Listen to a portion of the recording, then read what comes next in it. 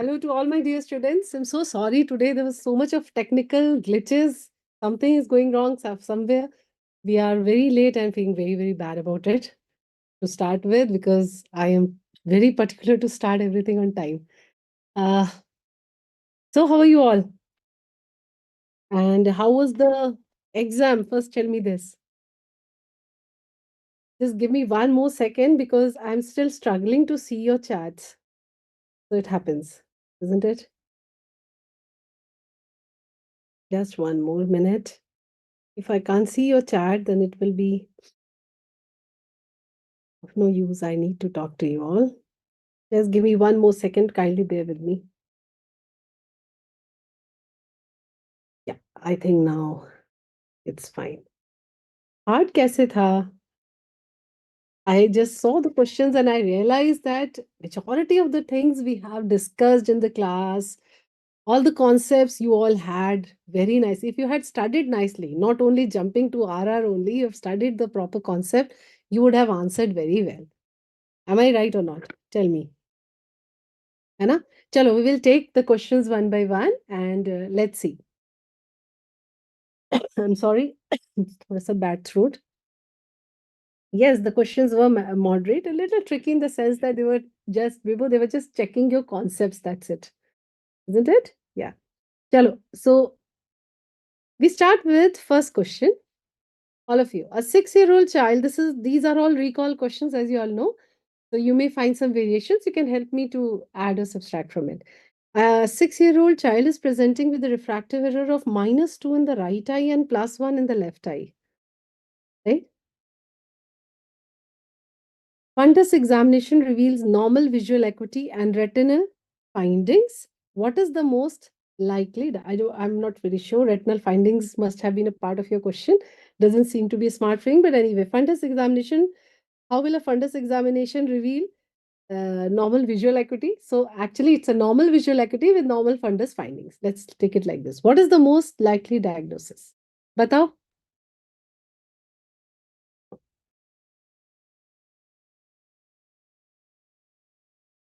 Acha, okay. Mixed astigmatism was given in the option.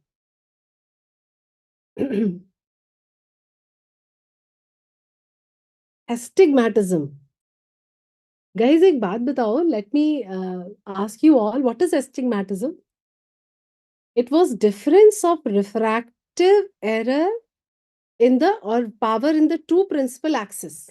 Am I correct? Difference of refractive power in the two principal axes. यही है ना astigmatism. Go back to the question. Your question says that the refractive error of -2 in the right and +1 in the left. Astigmatism की बात तब करेंगे when we are talking of a single eye. है ना? Suppose one axis is more curved than the other, right? Suppose mixed astigmatism was in one eye, one is a plus number, one is a minus, but it is in the same eye, no? It is only the difference is in different principal axis, difference in principal axis. Correct? So your mixed astigmatism pointer doesn't even hold here. Now come back to the next important thing is that means it is when they are power for the two different eyes are being mentioned, we have to think in terms of difference between the two eyes, isn't it?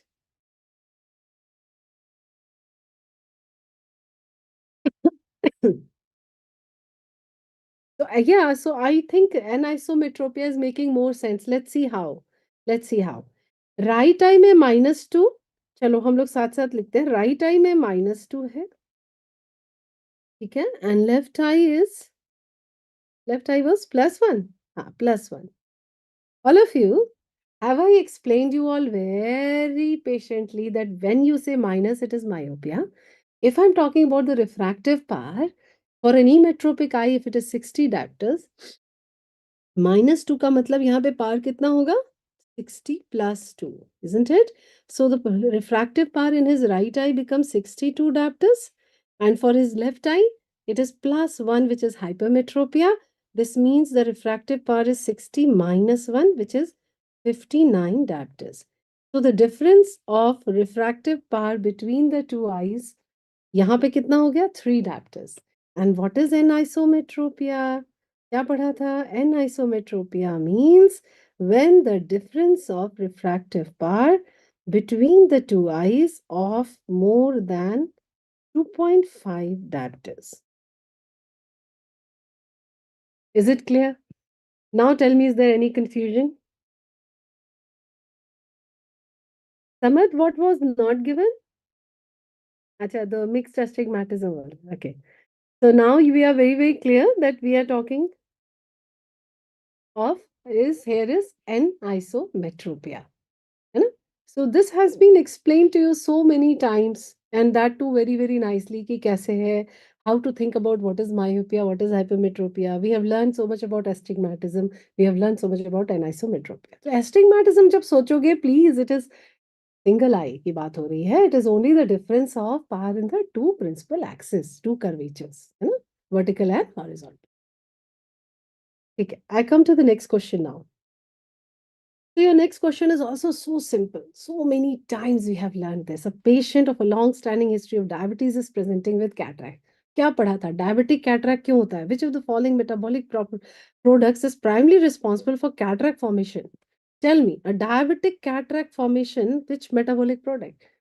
So I have taught you so many times there is hyperglycemia. All the metabolic pathways are exhausted because of too much of sugar to metabolize.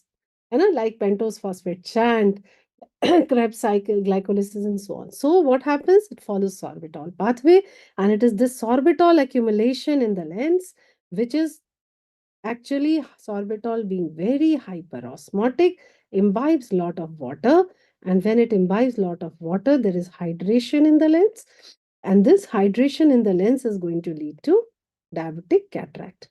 I think this is one of the most simple question I can think of.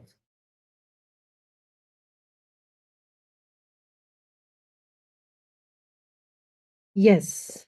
So that is correct. Ashutosh, what does this ever mean? Let's learn. See, your journey is not only here, but even further, right? So all these discussions at this level is equally very, very important for your future. I know you all must have done very well in the exam, right? So keep listening. Now, so this one, the answer we had not marked, so we will mark it here as an isometropia. So I think now I've justified and explained you why. This one is your sorbitol. And just to remind you, what was the type of cataract? Snowflake cataract or snowstorm. This is what you call. Especially this type of morphology is more common in, I have taught you this as well, that it is more common in type 1 diabetes. This morphology particularly, right? So this is the diabetic cataract due to sorbitol accumulation. We come to the next question.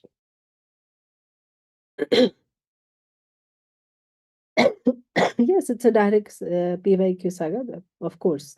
Then a corneal wisp test. The corneal sensation, you can see with the cotton wisp touching the cornea, that's what it means. This was performed and the corneal reflex was elicited. Then which of the following nerve is responsible for the afferent lip of the reflex? क्या है sensory supply? It's fifth nerve. I think this is the simplest question again. So naturally, the sensory supply is the fifth nerve. So we are talking about trigeminal here. What is the other way of seeing the corneal sensation what is the other way of seeing the corneal sensation if I ask you? What would be the other way? You can say aesthesiometer. You remember that? Don't forget it. Aesthesiometer is the another way where we can actually measure the sensation. This will depend upon what is the length of that wire-like thing which is coming out, and you keep touching on the patient's cornea and see whether he's blinking or not. The shorter the length, the lesser the corneal sensation, isn't it? So this is aesthesiometer. Just remember the other way of seeing is aesthesiometer. And of course, when you talk about corneal sensation, the sensory supply is through the fifth nerve. We know this, right? And do you remember what I taught you about blinking and main muscle for the blinking? It is orbicularis oculi. Yeah.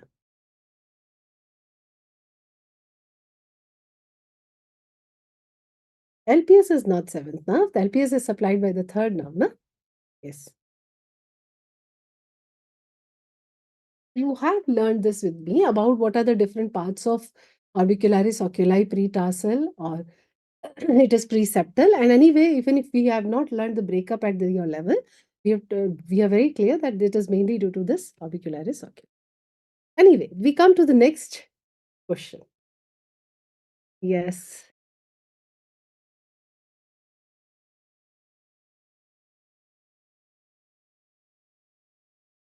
Okay. So I thought there's a very serious uh, some query. That's why I read your query. What is your good name? I think it's very long.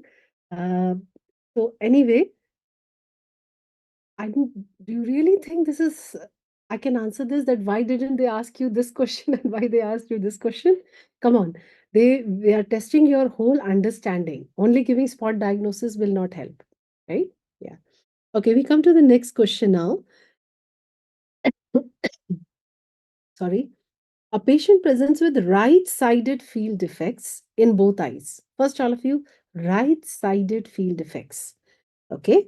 Means what? If I ask you to draw a right-sided field defect, I will draw something like this for you. So, if this is your left eye and this is your right eye.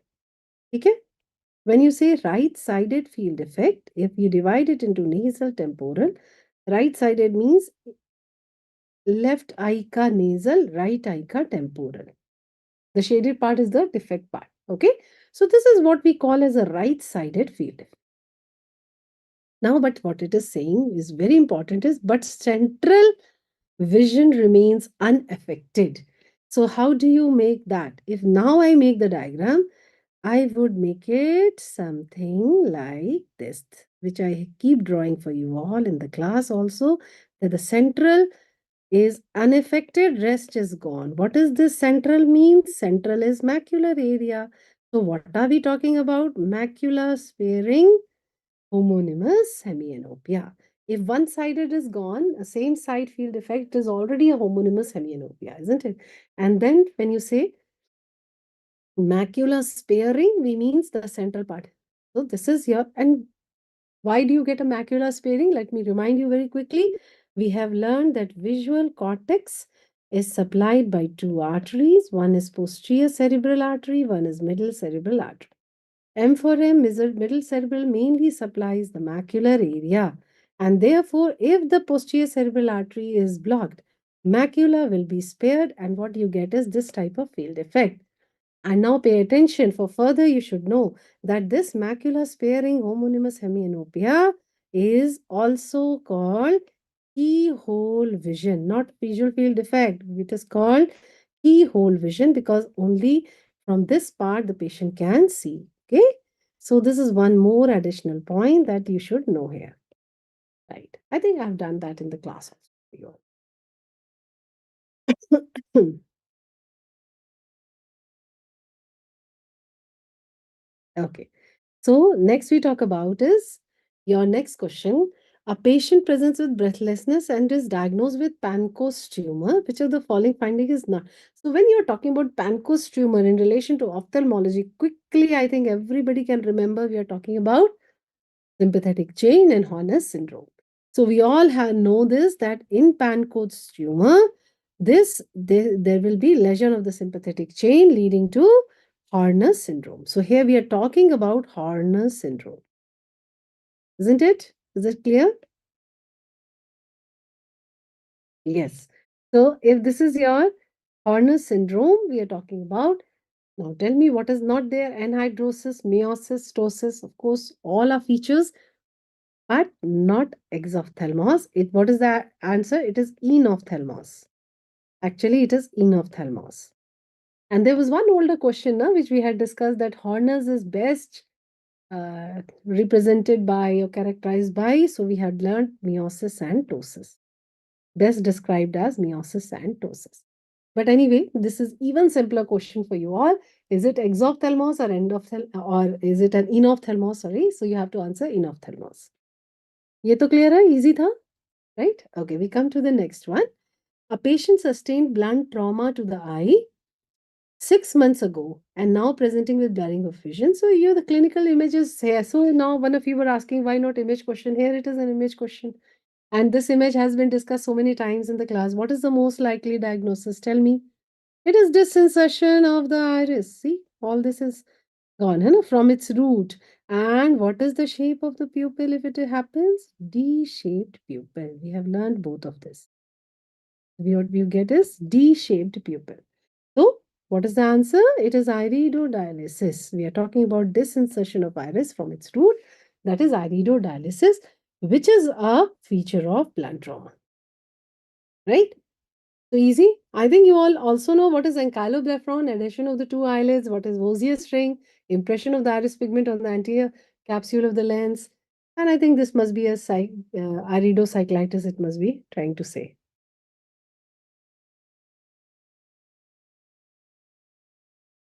Okay, so here what will be your answer is iridodialysis. We come to the next question, right?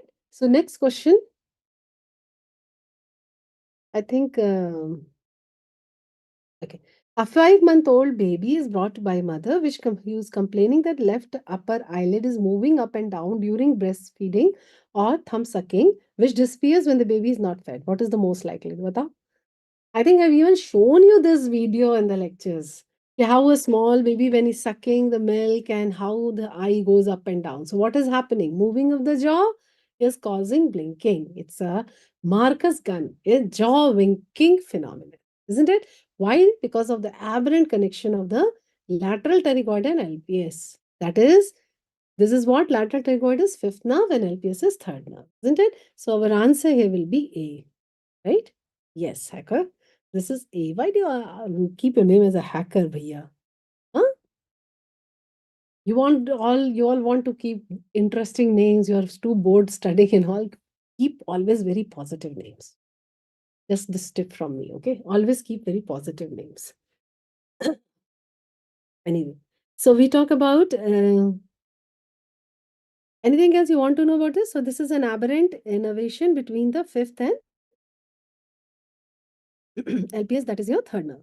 Okay, we have learned this. We are talking about the aberrant connection between lateral pterygoid and your LPS, right? So this was easy, right? So that is it.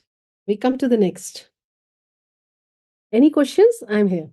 A patient has history of flying foreign body injury to the eye with hemochromatosis is subsequently diagnosed. Ocular finding is revealing you the iris pigmentation. So we know we are talking about iron. There's nothing big about this. Now let's revise. When you say iron in the eye, any intraocular foreign body as iron in the eye is what we call siderosis. And when you say siderosis bulbi, what is the first sign we have learned is lens pigmentation. So actually, first what is happening is a lens pigmentation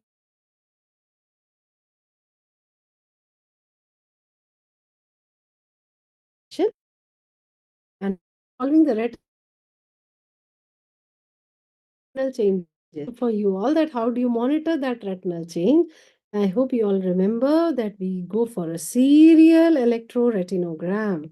And what you see here is a lower amplitude of B wave. B wave is flat, decreased amplitude of the B wave. So these are the things we've already learned about siderosis. Okay, na? Anything else?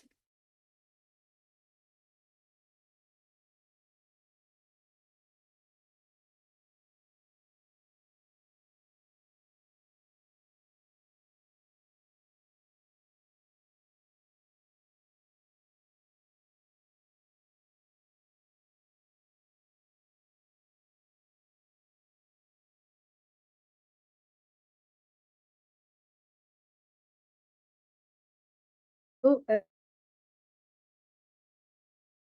uh,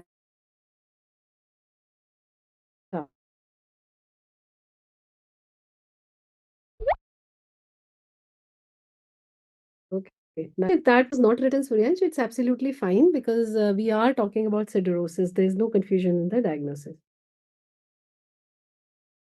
हमको भी लग रहा था that I don't know whether hemochromatosis was because it's not even related to the eye and matlab, our ocular findings ki baat ho rahi hai, there should be some ocular finding that has. Was there something mentioned in the ocular findings that will help us more? Do you all remember? Even if this was not there, chalo isko kaat hi dete hain. So this was not even the part of the question. We cut this. But was there anything that we have to know?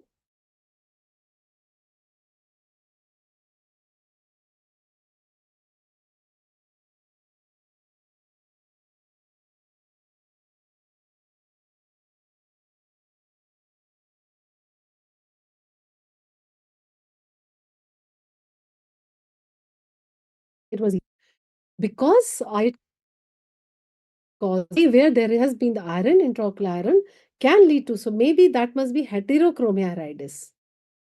Maybe. Okay. So HI होगा. Heterochromia iridis क्यों हो जाएगा? Because of iris pigmentation.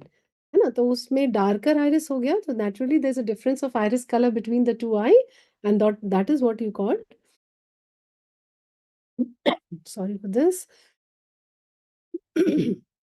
Heterochromia iridis, right? This makes sense. Anything else? Thank you, Raj.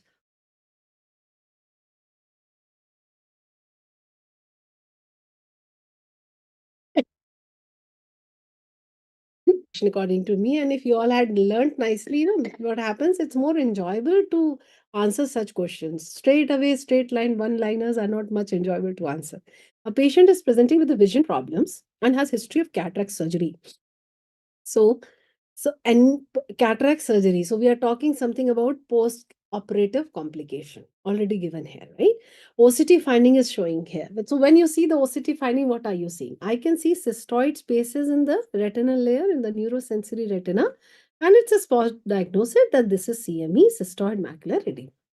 So what is the syndrome? So post-operative complication, getting a CMV is called Irvine gas syndrome. We have learned this very, very nicely so many times, है ना? So best syndrome क्या होता है? Best disease तो समझ में आता है. Irvine gas syndrome. What is Irvine gas syndrome? This is only when there is any vitreous loss during PC tear हुआ, vitreous loss was that syndrome has three things, three features. Syndrome है ना, मतलब many features. So Irvine gas syndrome में what are the things you learn? One is your CME तो है ही. One is CME, and of course, there's vitreous touch. What do you mean by vitreous touch? So, whenever there's a vitreous loss and it is touching on the cornea, that is called vitreous touch.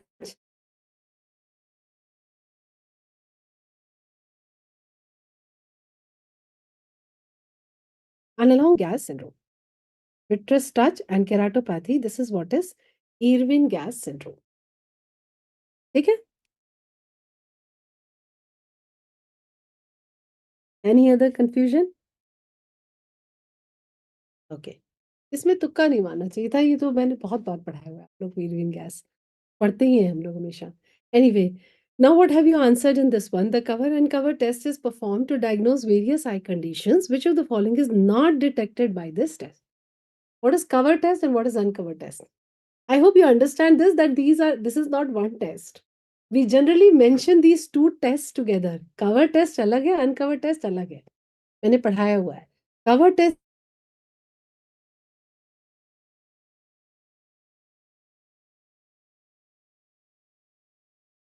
is just doing the movement of the uncovered eye. That is what is cover test. What is uncover test? Seeing the movement of the same eye while uncovering it.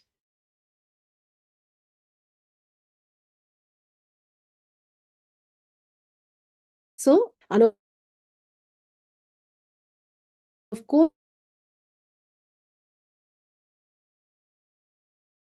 one night when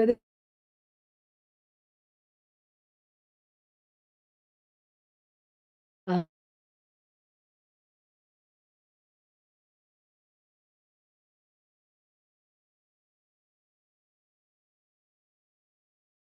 uh, um,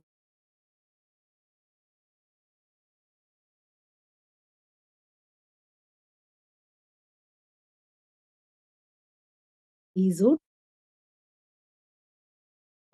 nystagmus. But when I cover one eye, I can see. So again, cover and uncover. So this, then the nystagmus is manifest.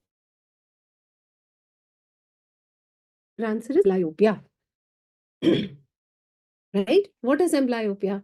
That in spite of all the corrections, I it to 6 by 6. Then only we diagnose, okay, ye, and I'm not getting any particular pathology or cause. I know it's mainly the lazy eye, then we call it amblyopia. And a partial loss of vision with no organic cause. So there is no role of cover and cover in this condition.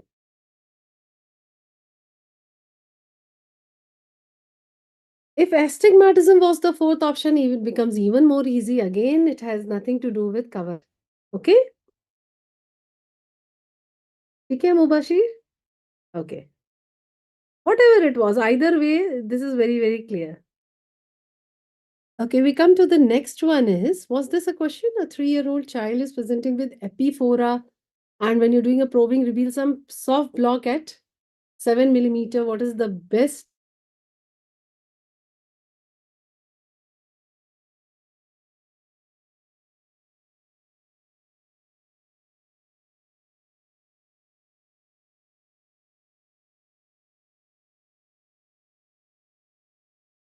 treatment?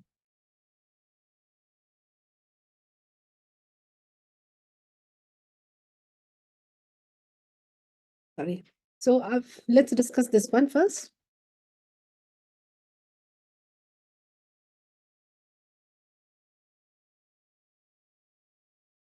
So what should conjunctival?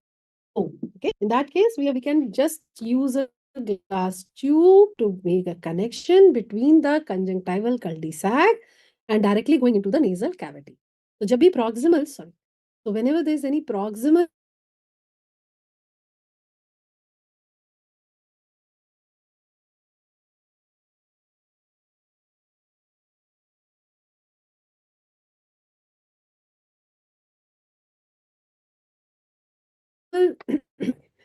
yeah, that makes more sense.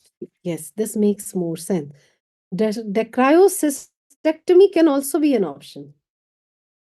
You know this? When this is a correct option, but if we go with the latest, why to do that? We can go for conjunctival decryocystorhinostomy.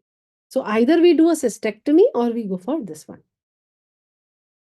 Yeah, I got it. Yeah. So cystectomy can be one thing, but agar aapko was conjunctival decryocystorhinostomy was in the option or not? If that was in the option, we are going to mark that only.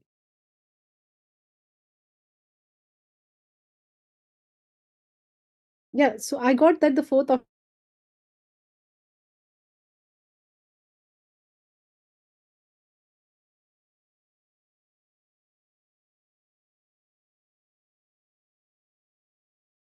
option was there. Not sure? Yes, it was. Okay. So if it was, then we should prefer to answer that. Right? We come to the next question.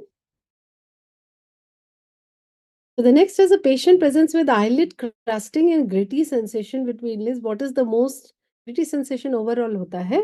Not only between the lids, we never describe it like that. But anyway, this was the question which I got. What is the most likely diagnosis? So is this very difficult?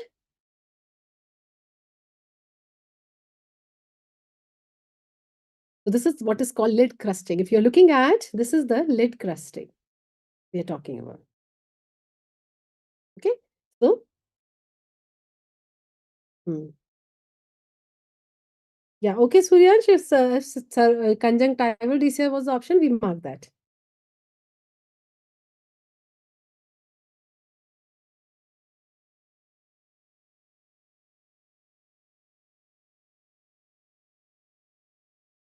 Ticking of the eyes. Okay. Is it lagging? We are almost there. The net is fine here. I don't know what's.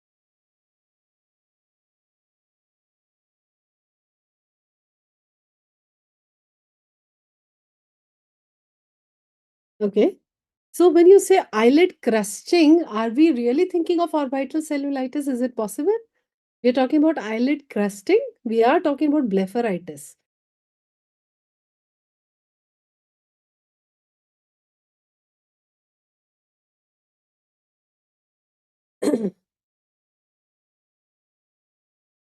Okay. So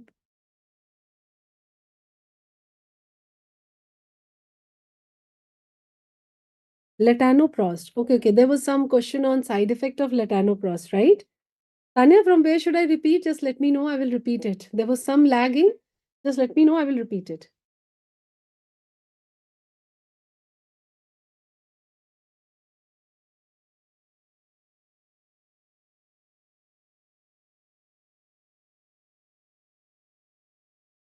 Okay. So when we talk about orbital cellulitis, it has to do something related to that. What can be the cause, right? Are we talking about acrocystitis? Was there any history suggestive of orbital cellulitis and so on? Sorry, sinusitis and so on, right? So this doesn't help. If you remember, Deepu, if you remember the question, just message me. We will solve it, okay? But if there is eyelid crusting, it simply comes, this picture is coming in the mind. So in that case, what we have to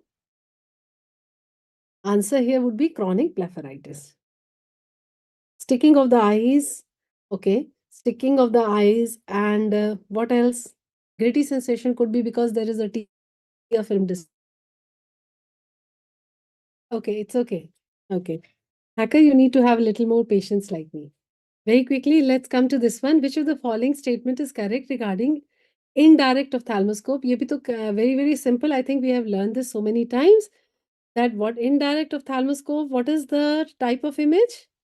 It is always real and inverted. You know? So this one is wrong. Condenser lens has to be away from the eye.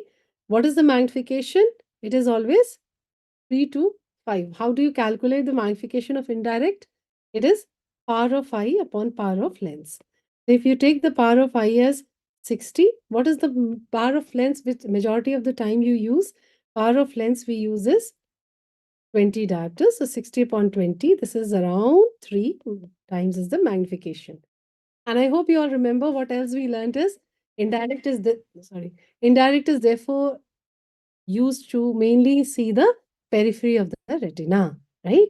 So we are generally looking at the peripheral retina because we are, and the field in the indirect is always more. It is 8 disc diameter. Just learn one or more things here. It is 8 disc diameters, means in one time you can see this much of area, that is 8 into 1.5 millimeter, right? So these are the things we have already learned nicely. Okay, and I think there was one more interesting question that where is the image formed? So it is always formed between the examiner and the lens in the air. है ना? So image is always formed aerial. It's an aerial image in the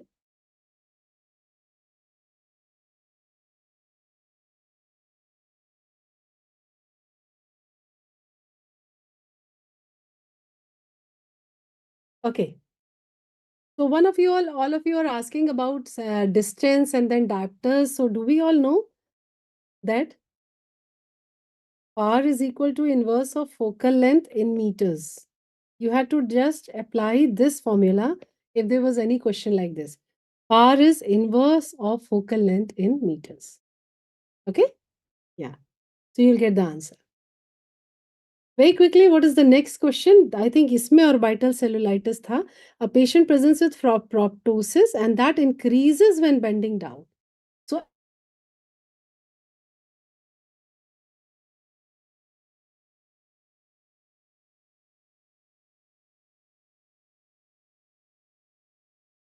if the amount,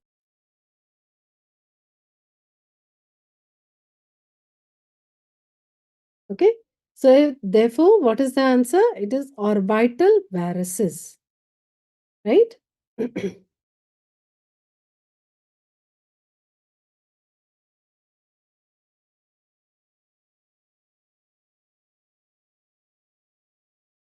Okay. So I think this was very simple. So here the answer will be orbital. I think the only cause we have learned for intermittent proptosis is orbital varices. Pulsatile आता तब हमें सोचना पड़ता क्या कैराटिको cavernous fistula की बात हो रही है, और we are talking about some fracture of the roof and so on, isn't it? Okay, no confusion.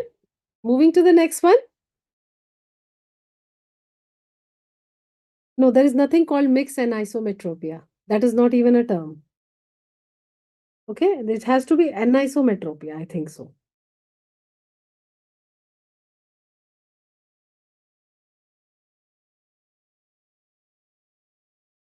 Varices की स्पेलिंग अलग थी. ओके, वैरिक्स होगी. वैरिक्स भी लिखते हैं ना.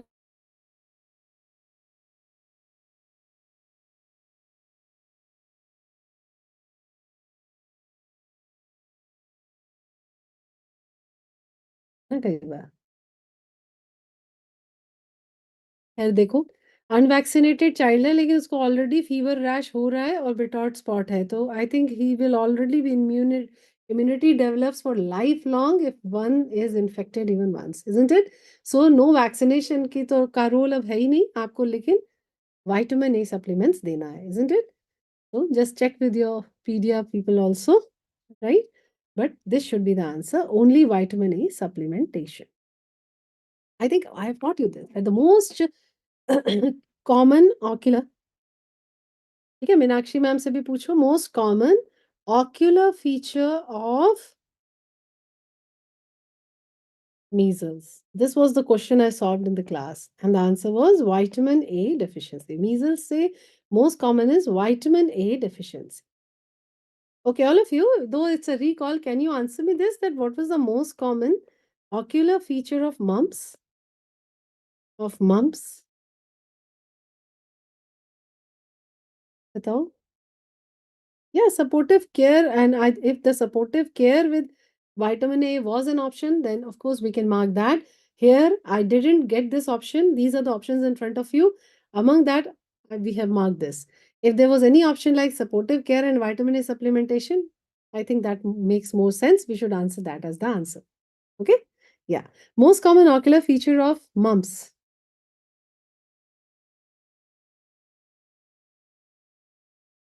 Yeah.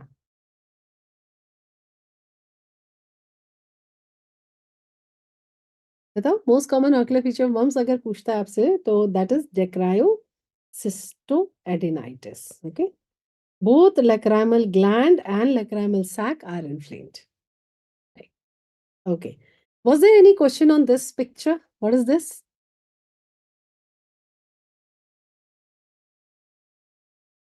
So vitamin A supplementation दोगे ना? We have to go for vitamin A supplementation here. So this was a question because I haven't got it as a recall, but I just knew that okay, there has been one question on blowout fracture. So this is what, this is your teardrop sign, soft tissue reaction, which is against this black background of maxillary sinus. So what do you call this? This is what is called your teardrop sign. So it's a feature of blowout fracture, right? So this has been taught so many times. I don't think if this was in your this came in your exam, I am very sure you have answered it nicely. Yeah, orbital floor fracture. Yes, it's a floor fracture.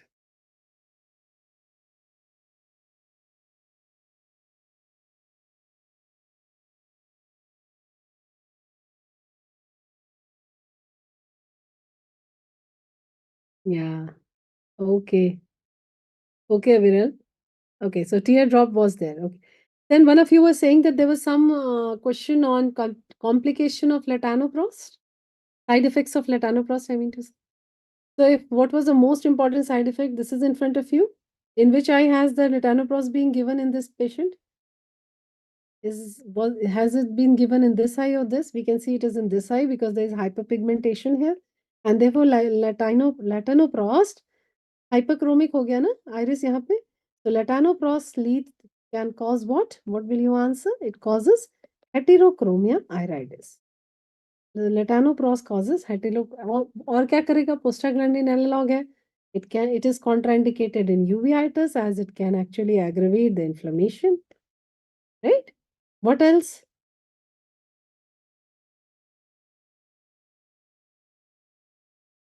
Even hypertrichosis can be one of the complications of any prostaglandin analogs, right?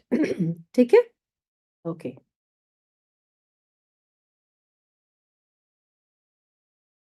Yes.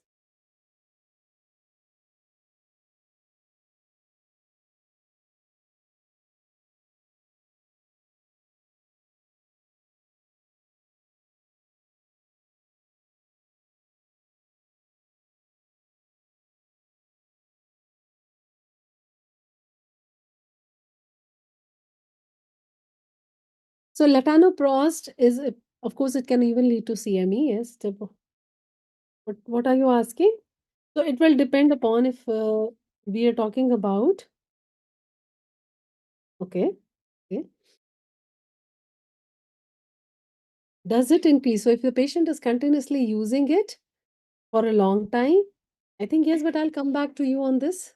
Just let me be 101% sure. Okay. So this one, I'll just post it. I'll just come back to you for this. Whether it is increasing in time and how much it is increasing, that I will just come back to you. Okay. Anything else? Okay. What was the question?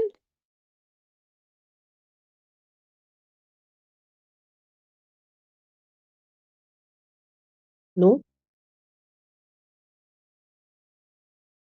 So let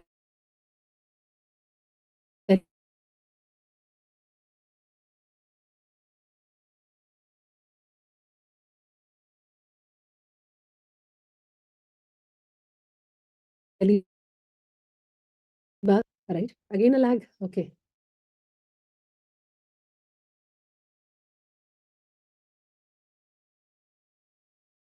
Right. So I don't think I have got the exact question regarding latanoprost. So if you all have, just message me. We will discuss it further from there. Okay? I can DM me.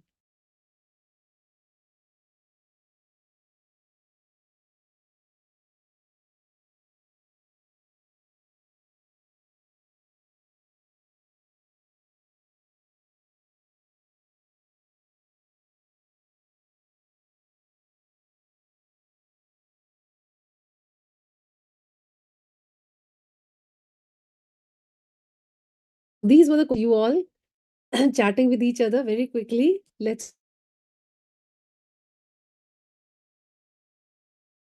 focus in this way. Again, this is salt. If supportive care and oral vitamin A supplementation is given in the option, we'll go for that. Right? What was the next question we talked about was that is intermittent proptosis or vital varices.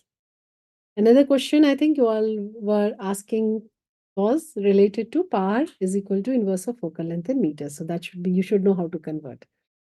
Okay. Then indirect ophthalmoscopy, everything we have done about direct and indirect. So yes, the magnification is around 3 to 5 times. Then there was a question on blepharitis, where they mentioned about the crusting on the lids. So that becomes easy with gritty sensation. And of course, epiphora, and this is mainly a canalicular block. We will prefer conjunctival DCR. Then uncover and cover test is not done for amblyopia or astigmatism neither. Okay. Then of course, this is CME and post-operative CME after cataract surgery is called Irving gas syndrome, which is nothing but CME, vitreous touch and keratopathy. Right?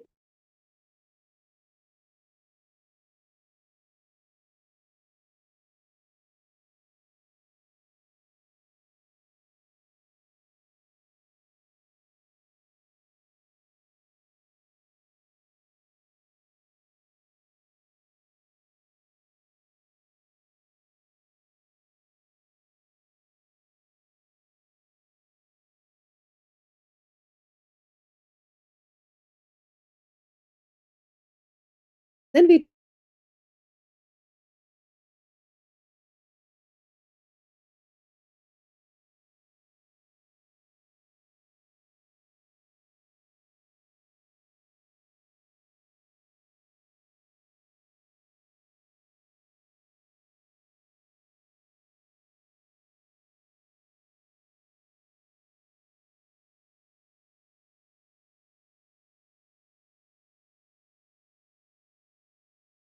Okay.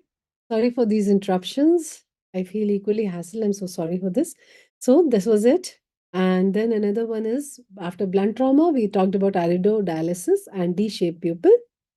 Okay. And of course, Horner syndrome and Pancoast tumor has been taught to you so many times. And in Horner's, we get enophthalmos, we don't get exophthalmos. Of course, this again has been taught about to you about macula sparing homonymous. Hemianopia is a feature of occipital lobe lesion where there is posterior cerebral arch. Right? Then, of course, sensory supply is trigeminal, fifth nerve. So that is the basis of corneal Brinkley reflex. And of course, snowstorm, cataract, diabetic cataract is due to accumulation of sorbitol. And yes, we know that this is what is anisometropia, that is difference between the two eyes of more than 2.5 diopters. Right? So that was it. A very quick recap. These were the questions. And if you feel there were some things which have not been discussed and you remember them later, please message me. We will talk. Sometimes I even message through voicemails so that it's more convenient for me to explain to you all rather than typing the messages. So, whatever it is, I am always there. We will solve it if there is any confusion. Okay. Thank you so much.